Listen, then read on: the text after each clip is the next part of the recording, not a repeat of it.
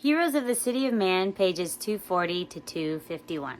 Return to Daylight, books 5 through 6. Throughout the first 4 books, the pietas of Aeneas has been less than obvious. He has not been successful in combating the furor of Dido or in overcoming his own reluctance and discouragement.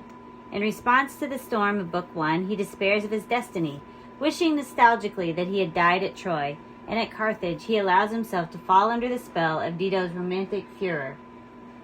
As he leaves Carthage, he kept his eyes upon the city far astern, now bright with poor Ilyssus' pyre. This perfectly captures the state of Aeneas' soul. He is still looking back to Carthage, to Buthrotum, to Troy. In the Old Testament, one of the common words for repentance is turn. In this sense, Aeneas needs to repent. He must stop looking back and begin vigorously to pursue his destiny. Between Troy and Carthage, Anchises was able to turn his head and point him forward. But Anchises is now dead. In his current state, Aeneas is not yet ready for landfall in Italy. The gods agree. Neptune's wind forces him off course for one last stop, at Sicily, where Anchises died and was buried. If Aeneas is going to achieve the pietas required to be the founder of the Roman people, his father's guidance has to be restored. Thus, in Book 5, the funeral games and act of pietas toward Anchises is part of a process that will confirm Aeneas' pious submission to fate. Book 6 takes us even further, as Aeneas' journey through the underworld culminates in an encounter with Anchises, which lights a fire of piety in Aeneas that does not go out through the rest of the epic. As Brooks Otis puts it, Aeneas' escape from Dido is also the renewal of his bond with Anchises. Renewing the sacred bond from the past, Aeneas turns toward the future. Going forward begins with going back. Brooks Otis has noted that books 2 through 5 alternate between Anchises and Aeneas. After the introductory Book 1, Books 2 and 4 focus on Aeneas at Troy and Carthage, and Books 3 and 5 highlight the role of Anchises, first as a guide during Aeneas' journeys and then as the object of funeral games. Father and son finally come together in a climactic and decisive encounter in Book 6. Other structural factors are also at work. As noted above, Book 5 shows that Virgil, although following a Homeric pattern, felt free to use his sources with some freedom. Books 1 through 6 of the Aeneid draw their inspiration mainly from the Odyssey, but the funeral games at Sicily in Book 5 and the Trojan women's attack on the ships come straight from the Iliad. Just as Achilles presided at the funeral games of his friend Patroclus, so Aeneas, implicitly another Achilles, presides at the funeral games for his father. As an Iliadic scene inserted into an Odyssean context, Book 5 anticipates the Iliad of Books 7 through 12. Just as the funeral games for Patroclus in the Iliad display the prowess of the warriors who have been fighting, these funeral games anticipate the exploits of the warriors who will fight when Trojans reach Italy. The games are a mimic battle. In some cases, the games anticipate the war in considerable detail. One episode illustrates this point and also highlights the reason for Virgil's transformations of the Homeric stories. During the running race in Iliad 23, Odysseus, who is trailing little Ajax, prays for Athena to help him win. And Athena heard his prayer, put spring in his limbs, his feet, his fighting hands, and just as the whole field came lunging in for the trophy, Ajax slipped at a dead run. Athena tripped him up, right where the dung lay slick from the bellowing cattle. The swift runner Achilles slew in Patroclus' honor. Dung stuffed his mouth, his nostrils dripped muck, as shining, long-enduring Odysseus flashed past him to come in first by far, and carry off the cup while Ajax took the ox. A very similar event takes place in the Trojan foot race in the Aeneid. Nisus is in the lead, far ahead of the second place Salius, who leads Nisus' close friend Euryalus by a head as they come into the home stretch. Nisus stumbled by bad luck in gore, a slippery place where beasts had been cut down, and blood gushed on the turf, soaking the grass. Elated with the race as good as won, he staggered there and could not hold his feet on the trodden ground, but pitched on it headlong in the mire and blood of offerings. Nisus falls, but he did not forget Euryalus his beloved. From the ground Nisus trips Salius, allowing Aurelius to win first place amid applause and cheers. Unlike Odysseus, Nisus is not concerned only with his victory and glory, but he seeks to help his companion.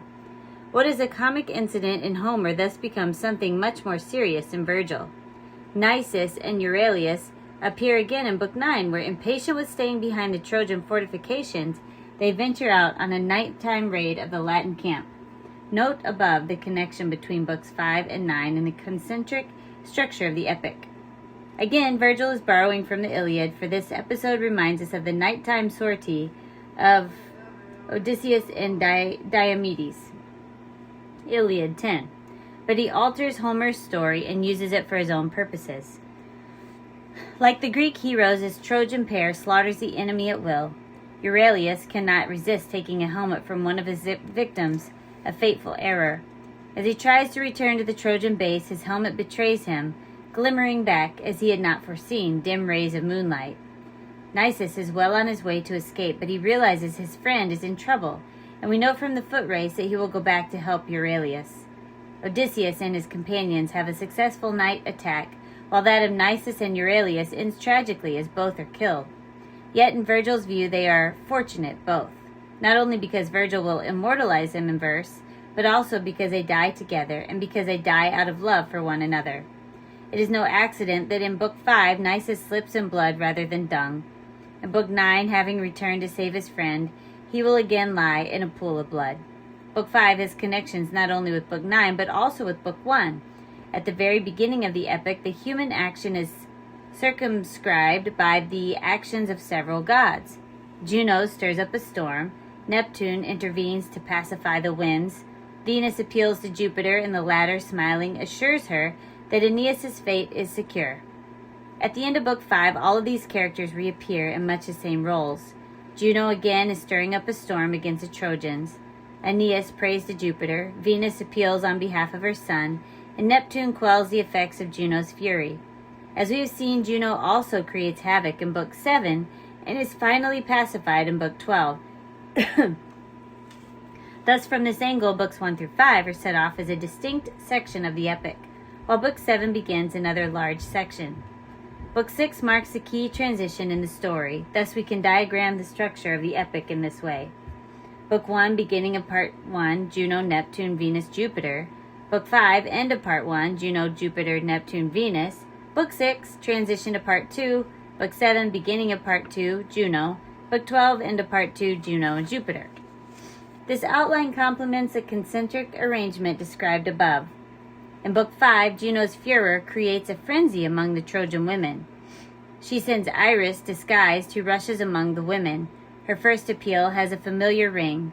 "Miserable women that we are," she said, "whom no Achaean hand dragged out to death under the walls of our old fatherland." The women echo Aeneas' own complaint from Book 1, where he lamented that he had not died at Troy. In the hysteria of the Trojan women, Aeneas sees a foil of his own despair. Iris also urges the women to consider Sicily their new home. "Who prevents our building here a town for town dwellers?" Again, Aeneas must confront a desire to end the journey prematurely, which has been his constant temptation. Sicily is one more in a series of temporary stops that threatens to become permanent. As the women set fire to the ships, the threat becomes acute. Just as important as the women's furor is the reaction of Aeneas. His prayer to Jupiter reflects his continuing uncertainty about the future. "Either save the ships or strike me dead," he prays. Jupiter immediately sends a rain that douses the fire, but Aeneas is not yet satisfied. Stunned by the mischance, he turns this way and that, and again doubts the whole project of New Troy. Should he forget the destiny foretold and make his home in Sicily, or try again for Italy? The prophet Nautis, however, suggests the alternative of leaving behind those who were too weary of your great quest, under the command of Acestus. Thus the mischance becomes an advantage, since those who are unprepared for the looming battle in Latium are left behind. Only the strongest and most ambitious remain in this purged community of Trojans.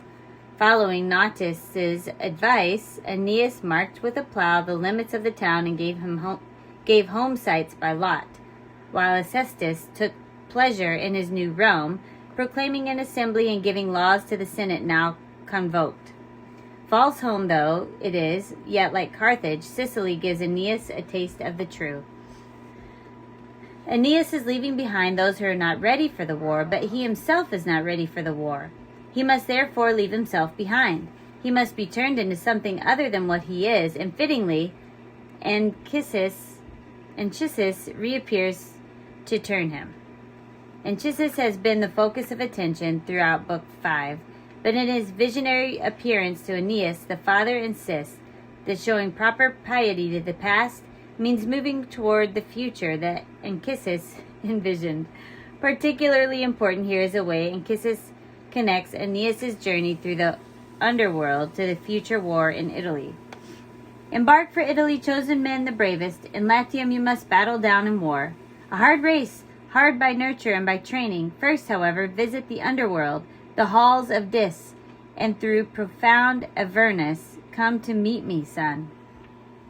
If old Troy is to be left behind in favor of new Troy, old Aeneas must die, and a new Aeneas be born. In addition to its relation to the development of Aeneas' pietas, his journey through the underworld serves several purposes. Obviously, Virgil is still drawing on Homer. If Homer's Odysseus must go through the underworld to get home, then Virgil's new Odysseus must also go through hell and back. Like Homer too, Virgil wants to associate Aeneas with some of the greatest of ancient heroes, not only Hercules, but Theseus.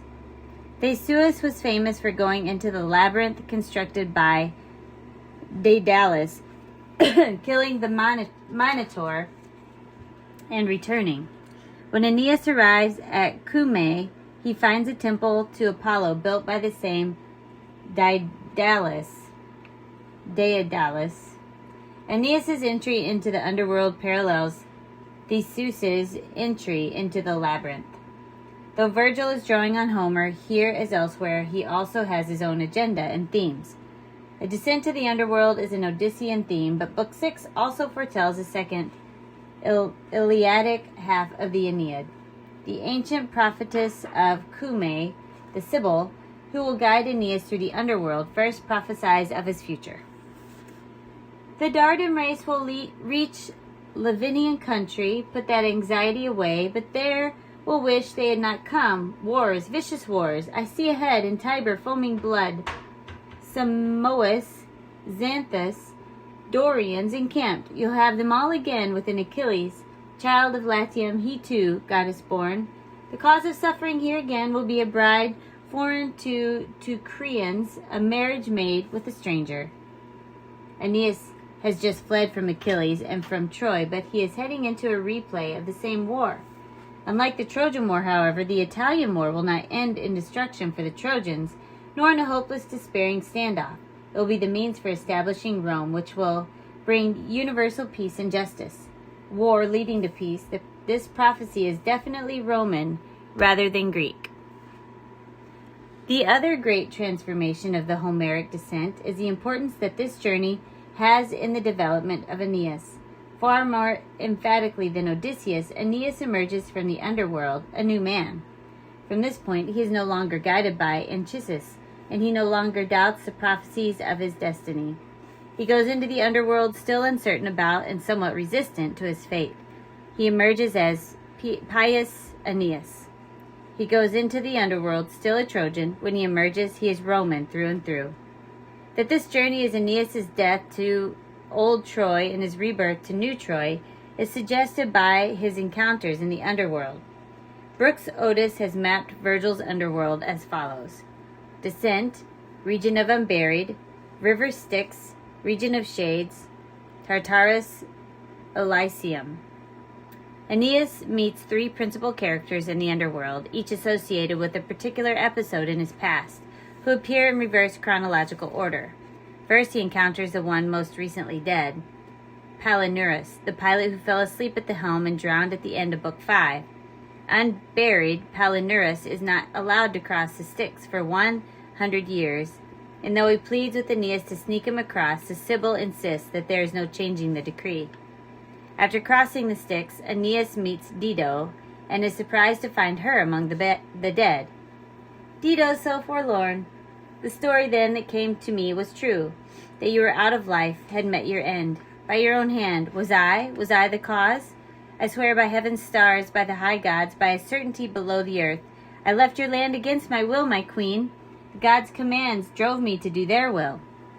Dido will hear none of it. At length she flung away from him and fled, his enemy still.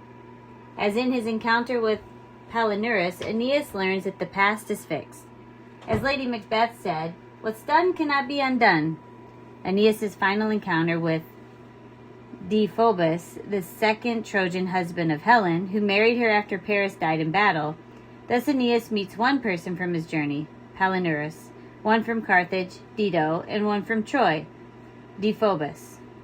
Crucially, though, his pity is aroused at each stage. Aeneas tears himself away and moves on to the Elysian fields where he finds Anchises. Aeneas leaves the past behind so that Anchises can show him a vision of the future. At Lethe, the stream that causes forgetfulness, Aeneas sees souls of 1,000 nations covering the land, and Anchises tells them they are souls for whom a second body is in store. Aeneas is appalled. Must we imagine, Father, there are souls that go from here, aloft to upper heaven, and once more return to bodies dead weight? The poor souls, how can they crave our daylight soul? He is still the same Aeneas that we met in Book 1, wishing he had died on the plains of Troy. But this is a key transitional scene in the epic, for Aeneas, who doubts that anyone could so crave to return to daylight, will himself emerge from Dis to lead his party on to Italy. Anchises is the agent for the transformation of his son into the father of a nation. At the second half of the epic, Aeneas' pietas is no longer revealed in his personal struggles with doubt and passion, but in his leadership of the Trojan project in Italy. Anchises effects this transformation by divulging the secrets of the world's origin and future, which for Virgil is identical to the future of Rome. Anchises' theology is what we would call pantheism, the idea that the whole universe is divine.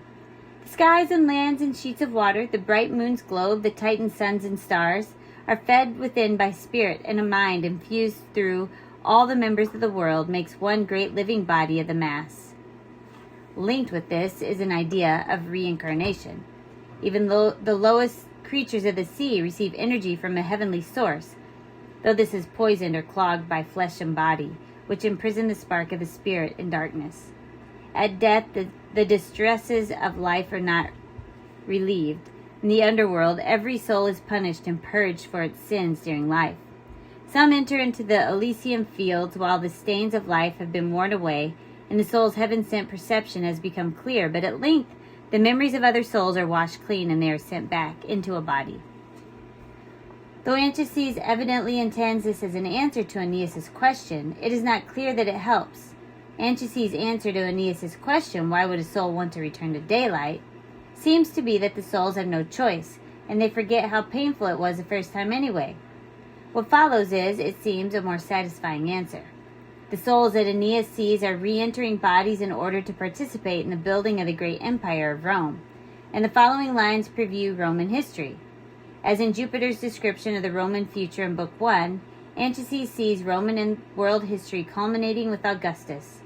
Readers of the Aeneid know from Book 1 the destiny in store for Aeneas, but Aeneas himself does not know his destiny in detail until Book 6.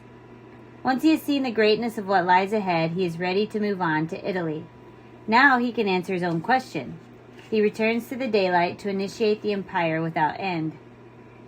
Yet there are dark corners in this preview. When Anchises sees the souls of Caesar and Pompey, that pair, he cries out, "Sons, refrain, you must not blind your hearts to that enormity of civil war." Rome may achieve the greatness promised to Aeneas, but it will be at the cost of much blood. I have said that Anchises' preview of Roman history ends with Augustus, but that is not quite true. Strictly, it ends with Marcellus, who married the daughter of Augustus in 25 BC and was designated as his successor. But he died 2 years later at the age of 20. Anchises mourns the lost promise. Never will any boy of Ilian race exalt his Latin forefathers with promise equal to his. Child of our mourning, if only in some way you could break through your bitter fate, for you will be Marcellus. Let me scatter lilies, all I can hold, and scarlet flowers as well, to heap these for my grandson's shade at least, frail gifts and ritual of no avail. Typical Virgilian melancholy. After the greatness of Augustus, there is only a young man's grave strewn with lilies. Marcellus is one example of a theme that frequently punctuates the Aeneid. One of the scenes that Aeneas sees depicted on Juno's temple in Carthage is the death of Troilus. And on another panel, Troilus, without his armor, luckless boy, no match for his antagonist Achilles, appeared pulled onward by his team. He clung to his war car, though fallen backward, hanging onto the reins still, head dragged on the ground, his javelin scribbling S's in the dust. Marcellus, like Troilus, is a pitiable boy, overcome by an unequal opponent. Virgil seems to take a melancholy delight in the pathos of youthful dead. But these two pitiable boys also foreshadowed the death of Pallas, another youth fallen in an unequal battle. Empire imposes other costs too. Aeneas has already learned that he must renounce love for the sake of destiny, and Anchises enumerates other things that must be rejected. Others will cast more tenderly in bronze, the breathing figures I can well believe, and bring more lifelike portraits out of marble, argue more eloquently using the pointer to trace the paths of heaven accurately, and accurately foretell the rising stars. Roman, remember by your strength to rule earth's peoples, for your arts are to be these, to pacify, to impose a rule of law, to spare the conquered, battle down the proud. To achieve her destiny, Rome must leave arts and sciences to others. This is a striking statement, coming as it does from a poet. Yet Rome has its arts that no one who had lived through the civil wars of the 1st century BC would despise. Among these is the art of war, but Roman war is very different from the heroic warfare of Homer. Roman war has peace as its goal, the peace of order and the rule of law. In the context of the epic, this sets out not only Rome's mission, but the ideal to which Aeneas must conform in the coming Italian conflict. In Virgil's Iliad, we shall see whether he lives up to it, whether he has in fact become a new Aeneas.